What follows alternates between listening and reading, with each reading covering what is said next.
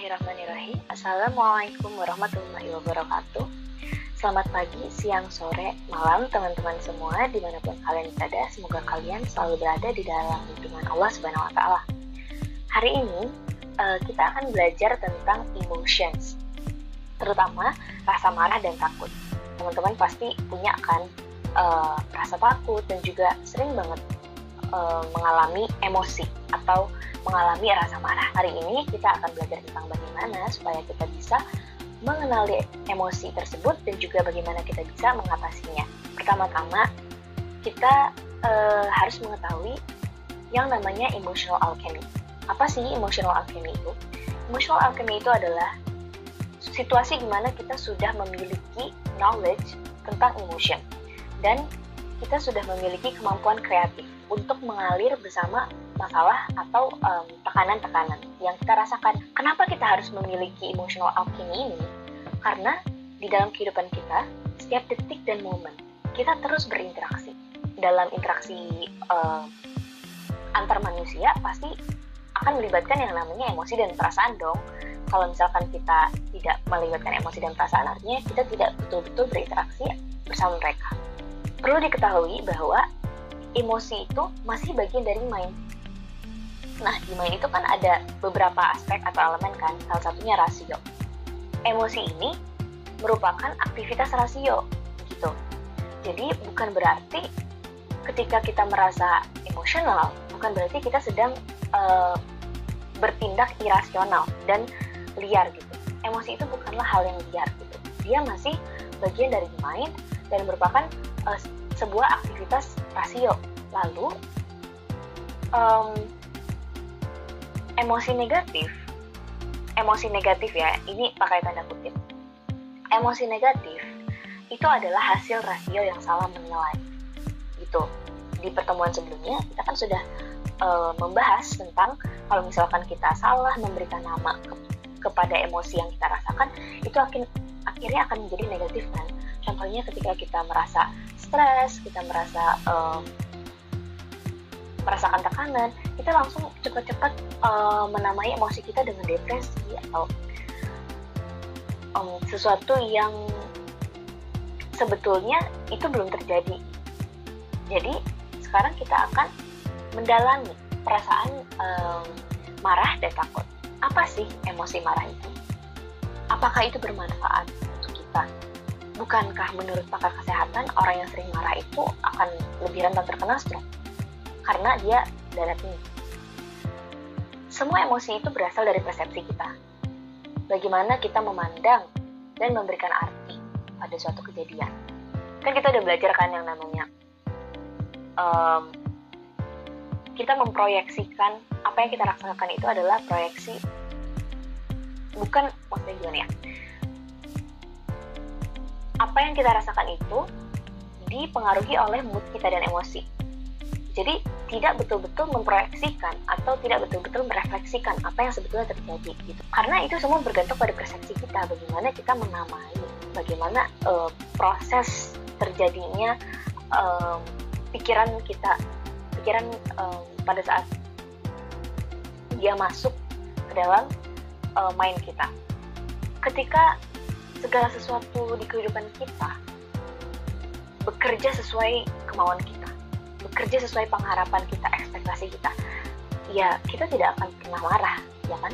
Karena ketika di kehidupan kita mengalami penolakan, mengalami kecelakaan, mengalami peristiwa-peristiwa yang tidak sesuai dengan apa yang kita inginkan gitu. Pasti kan manusia pengennya hidupnya lancar-lancar aja kan, tidak mengalami kesulitan gitu.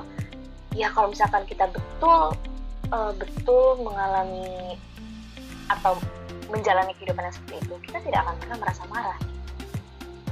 Asal persepsi yang menciptakan rasa marah itu ya kondisi, mood, dan mental state kita. Maka dari itu kita harus bertanya gitu, apa nih yang ingin disampaikan rasa marah kita gitu.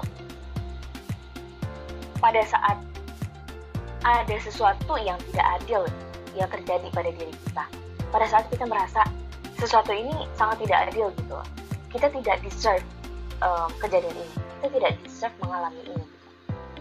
Nah, emosi marah itu menunjukkan apakah kita fleksibel atau tidak dengan pikiran kita. Contohnya, apakah kita bisa menerima opini orang lain atau tidak gitu. Apakah kita bisa fleksibel menerima perasaan marah itu, lalu kita mengenali perasaan marahnya, lalu kita melepaskan perasaan marah. Nah, itulah pesan yang ingin disampaikan rasa marah tersebut gitu. Lalu emosi apa yang harus dipenuhi saat kita merasa marah? Pada pertemuan sebelumnya kita kan sudah membahas bahwa perasaan-perasaan yang muncul itu membawa pesan bijak kan? Nah, pesan bijak ini seringkali berisikan tentang kebutuhan soul kita, kebutuhan jiwa kita. Ketika perasaan itu datang, berarti ada sesuatu di jiwa kita yang harus dipenuhi. Jiwa kita membutuhkan sesuatu, seperti itu. Nah, maka dari itu, ketika kita merasa kehidupan ini tidak adil kepada kita, atau kita merasa kita tidak deserve nih, kita tidak pantas mendapatkan perlakuan ini, kita harus bertanya, apakah benar bahwa orang lain itu yang telah berlaku tidak adil terhadap diri kita? Apakah ekspektasi kita benar-benar adil dan masuk akal?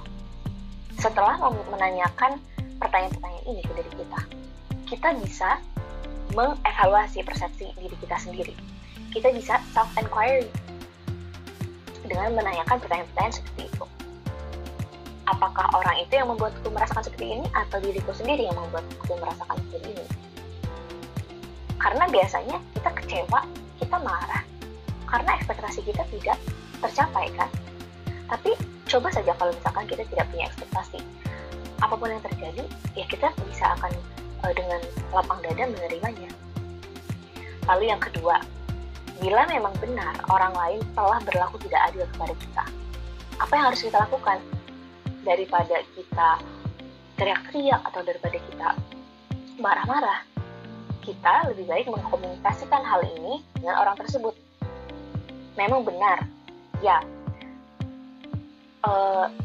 hal ini membutuhkan latihan yang banyak. Sangat sulit untuk menerima rasa marah kita, dan sangat sulit untuk menahan keinginan untuk meledak atau kayak betul-betul teriak-teriak marah-marah pada saat kita merasa tidak diperlakukan tidak adil. Jadi ya itu memang membutuhkan latihan, tetapi sejatinya untuk mengatasi rasa marah tersebut, untuk mengatasi rasa diperlakukan tidak adil tersebut, lebih efektif apabila kita langsung mengkomunikasikan perasaan kita gitu, dan mengkomunikasikan tentang permasalahan ini dengan orang tersebut yang memperlakukan kita secara tidak adil. Kita berbicara dengan dia, kita menyelesaikan masalahnya dengan komunikasi, karena communication is key kan. Orang yang tidak tahu bagaimana rasanya marah, itu tidak tahu caranya menjadi orang baik.